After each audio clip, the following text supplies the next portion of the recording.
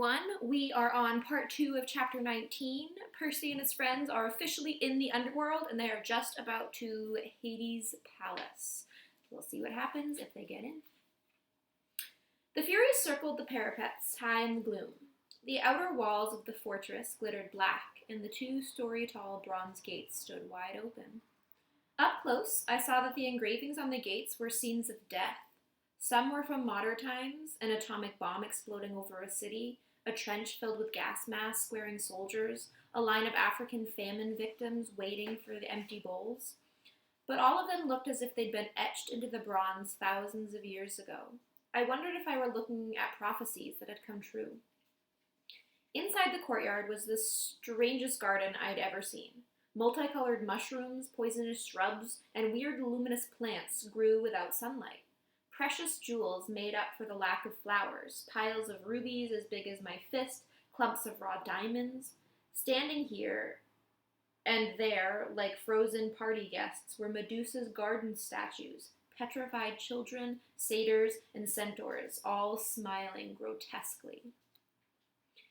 In the center of the garden was an orchard of pomegranate trees, their orange blossoms neon bright in the darkness. The garden of Persephone, Annabeth said. Keep walking. I understood why she wanted to move on. The tart smell of those pomegranates was almost overwhelming. I had a sudden desire to eat them, but then I remembered the story of Persephone. One bite of underworld food and we would never be able to leave. I pulled Grover away to keep him from picking a big, juicy one. We walked up the steps of the palace between black columns through a black marble portico and into the house of Hades. The entry hall had a polished bronze floor, which seemed to boil in the reflected torchlight. There was no ceiling, just the cavern roof far above. I guess they never had to worry about rain down here. Every side doorway was guarded by a skeleton in military gear. Some wore Greek armor, some British redcoat uniforms, some camouflage with tattered American flags on the shoulders. They carried spears or muskets or M16s. None of them bothered us, but their hollow eye sockets followed us as we walked down the hall toward the big set of doors at the opposite end. 2 U.S. Marine skeletons guarded the door. They grinned down at us, rocket-propelled grenade launchers held across their chests. You know, Grover mumbled, I bet Hades doesn't have trouble with door-to-door salesmen. My backpack weighed a ton now. I couldn't figure out why. I wanted to open it, check to see if I had somehow picked up a stray bowling ball, but this wasn't the time. Well, guys, I said, I suppose we should knock? A hot wind blew down the corridor, and the doors swung open. The guard stepped aside. I guess that means entrez-vous, Annabeth said. The room inside looked like in my dreams, except this time the throne of Hades was occupied. He was the 3rd god I'd met, but the first who really struck me as godlike. He was at least 10 feet tall, for one thing, and dressed in black silk robes and a crown of braided gold. His skin was albino white, his hair shoulder length and jet black. He wasn't bulked up like Ares, but he radiated power. He lounged on the throne of fused human bones, looking lithe, grateful, and dangerous as a panther. I immediately felt like he should be giving the orders. He knew more than I did. He should be my master. Then I told myself to snap out of it. Hades' aura was affecting me just as Ares had. The Lord of the Dead resembled pictures I'd seen of Adolf Hitler or Napoleon or the terrorist leaders who direct suicide bombers. Hades had the same intense eyes, the same kind of mesmerizing evil charisma. You are brave to come here, son of Poseidon, he said in an oily voice. After what you have done to me, very brave indeed. Or perhaps you are simply very foolish. Numbness crept into my joints, tempting me to lie down and just take a little nap at Hades' feet. Curl up here and sleep forever. I fought the feeling and stepped forward. I knew what I had to say. Lord and uncle, I come with 2 requests. Hades raised an eyebrow. When he sat forward on his throne, shadowy faces appeared in the folds of his black robes, faces of torment, as if the garment were stitched to trapped souls from the fields of punishment, trying to get out. The ADHD part of me wondered, off task, whether the rest of his clothes were made the same way. What horrible things would you have to do in your life to get woven into Hades' underwear? Only 2 requests, Hades said. Arrogant child, as if you have not already taken enough. Speak then. It amuses me not to strike you dead yet. I swallowed. This was going about as well as I'd hoped.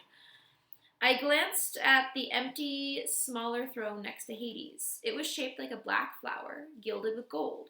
I wished Queen Persephone were here. I recalled something in the myths about how she could calm her husband's moods. But it was summer. Of course, Persephone would be above in the world of light with her mother, the goddess of agriculture, Demeter. Her visits, not the tilt of the planet, create the seasons. Annabeth cleared her throat. Her fingers prodded me in the back. Lord Hades, I said, look, sir, there can't be war among the gods. It would be bad. Really bad, Grover added hopefully. Return Zeus's master bolt to me, I said. Please, sir, let me carry it to Olympus. Hades' eyes grew dangerously bright. You dare keep up this pretense after what you have done? I glanced back at my friends. They looked as confused as I was. Uncle, I said, you keep saying after what you've done. What exactly have I done? The throne room shook with a tremor so strong they probably felt it upstairs in Los Angeles. Debris fell from the cavern ceiling, doors burst open along the walls, and skeletal warriors marched in, hundreds of them, from every time period and nation in Western civilization. They lined the perimeter of the room, blocking the exits. Hades bellowed, Do you think I want war, godling? I wanted to say, well, these guys don't look like peace activists, but I thought that might be a dangerous answer. You are the Lord of the Dead, I said carefully. A war would expand your kingdom, right? A typical thing for my brothers to say. Do you think I need more subjects? Did you not see the sprawl on the asphodel fields?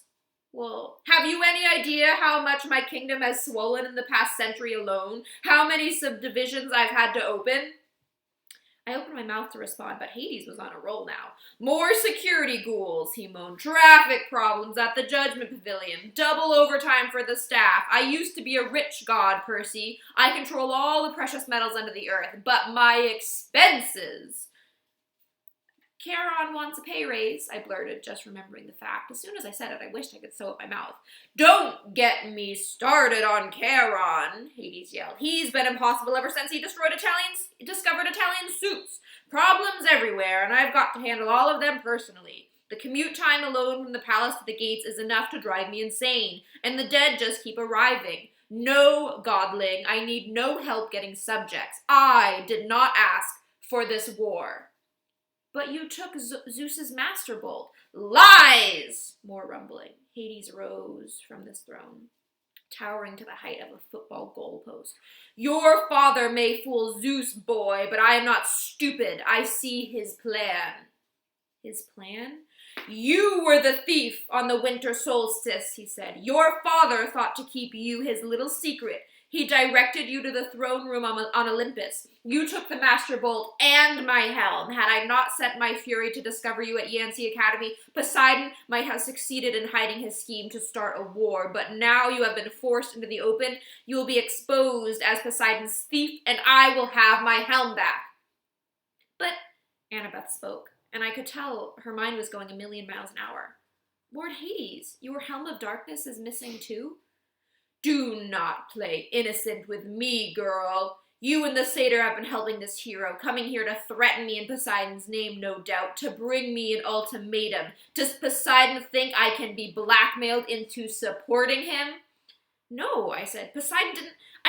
I have said nothing of the helm's disappearance, Hades snarled, because I had no illusions that anyone on Olympus would offer me the slightest justice, the slightest help. I can ill afford for word to get out that my most powerful weapon of fear is missing. So I searched for you myself, and when it was clear you were coming to me to deliver your threat, I did not try to stop you. You didn't try to stop us, but return my helm now, or I will stop death, Hades threatened. That is my counter-proposal. I will open the earth and have the dead pour back into the world. I will make your lands a nightmare, and you, Percy Jackson, your skeleton will lead my army out of Hades. The skeletal soldiers all took one step forward, making their weapons ready. At that point, I probably should have been terrified. The strange thing was, I felt offended. Nothing angrier than being accused of something I didn't do. I've had a lot of experience with that. You're as bad as Zeus, I said. You think I stole from you? That's why you sent the Furies after me? Of course, Hades said. And the other monsters? Hades curled his lip. I had nothing to do with them. I wanted no quick death for you. I wanted you brought before me alive, so you may face every torture in the fields of punishment. Why do you think I let you enter my kingdom so easily? Easily? Return my property! But I don't have your helm. I came for the Master Bolt. Which you already possess, Hades shouted. You came here with it, little fool, thinking you could threaten me. But I didn't. Open your pack, then. A horrible feeling struck me, the weight in my backpack, like a bowling ball. It couldn't be. I slung it off my shoulder and unzipped it. Inside was a 2-foot-long metal cylinder, spiked on both ends, humming with energy. Percy, Annabeth said. How? I don't know. I don't understand. You heroes are always the same, Hades said. Your pride makes you foolish, thinking you could bring such a weapon before me. I did not ask for Zeus's Master Bolt, but since it is here, you will yield it to me. I am sure it will make an excellent bargaining tool. And now, my helm. Where is it? I was speechless. I had no helm. I had no idea how the Master Bolt had gotten into my backpack.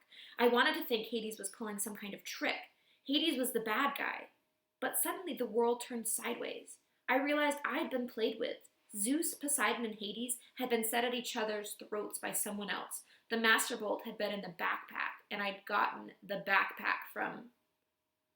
Lord Hades, wait, I said. This is all a mistake. A mistake? Hades roared. The skeletons aimed their weapons. From high above, there was a fluttering of leathery wings, and the 3 Furies swooped down to the perch on the back of their master's throne. The one with Mrs. Dodd's face grinned at me eagerly and flicked her whip. There is no mistake, Hades said. I know why you have come. I know the real reason you brought the bolt. You came to bargain for her. Hades loosed a ball of gold fire from his palm. It exploded on the steps in front of me, and there was my mother, frozen in a shower of gold, just as she was at the moment when the Minotaur began to squeeze her to death. I couldn't speak. I reached up to touch her, but the light was as hot as a bonfire. Yes, Hades said with satisfaction. I took her. I knew, Percy Jackson, that you would come to bargain with me eventually. Return my helm, and perhaps I will let her go. She is not dead, you know, not yet. But if you displease me, that will change. I thought about the pearls in my pocket. Maybe they could get me out of this, if I could just get my mom. Ah, the pearls, Hades said, and my blood froze. Yes, my brother and his little tricks. Bring them forth, Percy Jackson. My hand moved against my will and brought out the pearls. Only 3, Hades said. What a shame. Do you realize each only protects a single person? Try to take your mother then, little godling. And which of your friends will you leave behind to spend eternity with me? Go on, choose, or give me the backpack and accept my terms. I looked at Annabeth and Grover. Their faces were grim. We were tricked, I told them. Set up. Yes, but why? Annabeth asked. And the voice in the pit. I don't know why, I said, but I intend to ask. Decide, boy, Hades yelled. Percy? Grover put his hand on my shoulder. You can't give him the bolt. I know that. Leave me here, he said. Use the 3rd pearl on your mother. No! I'm a satyr, Grover said. We don't have souls like humans do. He can torture me until I die, but he won't get me forever. I'll just be reincarnated as a flower or something. It's the best way. No, Annabeth drew her bronze knife. You two go on. Grover, you have to protect Percy. You have to get your searcher's license and start your quest for Pan. Get his mom out of here. I'll cover you. I plan to go down fighting. No way, Grover said. I'm staying behind. Think again, goat boy, Annabeth said. Stop it, both of you. I felt like my heart was being ripped in two. They had both been with me through so much. I remembered Grover dive-bombing Medusa in the statue garden, and Annabeth saving us from Cerberus. We'd survived Hephaestus's Waterland ride, the St. Louis Arch, the Lotus Casino. I had spent thousands of miles worried that I'd be betrayed by a friend. But these friends would never do that. They had done nothing but save me over and over, and now they wanted to sacrifice their lives for my mom. I know what to do, I said. Take these. I handed them each a pearl. Annabeth said, but Percy. I turned and faced my mother. I desperately wanted to sacrifice myself and use the last pearl on her, but I knew what she would say. She would never allow it. I had to get the bolt back to Olympus and tell Zeus the truth. I had to stop the war. She would never forgive me if I saved her instead. I thought about the prophecy made at Half-Blood Hill, which seemed like 1,000,000 years ago. You will fail to save what matters most in the end. I'm sorry, I told her. I'll be back. I'll find a way. The smug look on Hades' face faded. He said, Godling. I'll find your helm, Uncle, I told him. I'll return it. Remember about Charon's pay raise. Do not defy me! And it wouldn't hurt to play with Cerberus once in a while. He likes red rubber balls. Percy Jackson, you will not! I shouted. Now, guys! We smashed the pearls at our feet. For a scary moment, nothing happened. Hades yelled, Destroy them! The army of skeletons rushed forward, swords out, guns clicking to full automatic. The Furies lunged, their whips bursting into flames. Just as the skeletons opened fire, the pearl fragments at my feet exploded with a burst of green light and a gust of fresh sea wind. I was encased in a milky white sphere, which was starting to float off the ground. Annabeth and Grover were right behind me. Spears and bullets sparked harmlessly off the pearl bubbles as we floated up. Hades yelled with such rage the entire fortress shook, and I knew it was not going to be a peaceful night in L.A. Look up, Grover said. We're going to crash! Sure enough, we were racing right toward the stalactites, which I figured would pop our bubbles and skewer us. How do you control these things? Annabeth shouted. I don't think you do, I shouted back. We screamed as the bubbles slammed into the ceiling and darkness. Were we dead? No, I could still feel the racing sensation. We were going up, right through solid rock as easily as an air bubble in water. That was the power of the pearls, I realized. What belongs to the sea will always return to the sea. For a few moments, I couldn't see anything outside the smooth walls of my sphere. Then my pearl broke through on the ocean floor. The other two milky spheres, Annabeth and Grover, kept pace with me as we soared upward through the water and kerblam! We exploded on the surface in the middle of the Santa Monica Bay, knocking a surfer off his board with an indignant, Dude! I grabbed Grover and hauled him over to a life buoy. I caught Annabeth and dragged her over too. A curious shark was circling us, a great white about 11 feet long. I said, Beat it. The shark turned and raced away. The surfer screamed something about bad mushrooms and paddled away from us as fast as he could. Somehow I knew what time it was. Early morning, June 21st, the day of the summer solstice. In the distance, Los Angeles was on a fire, plumes of smoke rising from neighborhoods all over the city. There had been an earthquake, all right, and it was Hades' fault. He was probably sending an army of the dead after me right now. But at the moment, the underworld wasn't my biggest problem. I had to get to shore. I had to get Zeus's thunderbolt back to Olympus. Most of all, I had to have a serious conversation with the god who tricked me. End of chapter 19.